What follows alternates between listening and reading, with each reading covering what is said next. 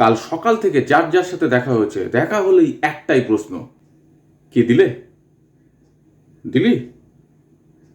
দেওয়া হলো? এতদিন প্রশ্নটা ছিল, কি ভালো? ভালো তো? উত্তরে একদিকে ঘাড় কাত করে কেলিয়ে দিতাম। কালকেও দিলে প্রশ্ন করলে দাঁত বের করার সাথে সাথে আঙুল তুলে দেখালাম,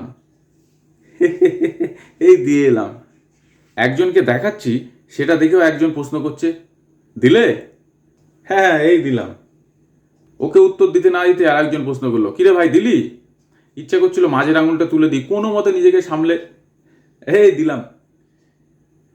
কেউ কেউ দিলে প্রশ্ন করে থেমে থাকলো না, কোথায় দিলে, কেমন দিলে, এই তোমাকে কেমন লাগিয়েছে দেখি, ইত্যাদির মতো সেমি ভালগার ডাবল মিনিং প্রশ্নগুলো ছুড়ে দিল।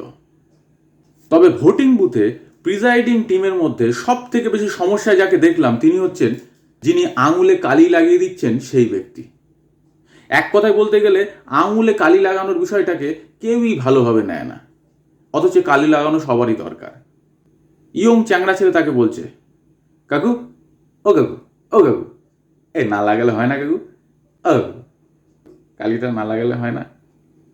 সুন্দরী বৌদি, ইস লাগিয়ে দিল, দেখ ললিতা কেমনভাবে লাগিয়েছে আমাকে, কত বড় করে কালিটা দিল।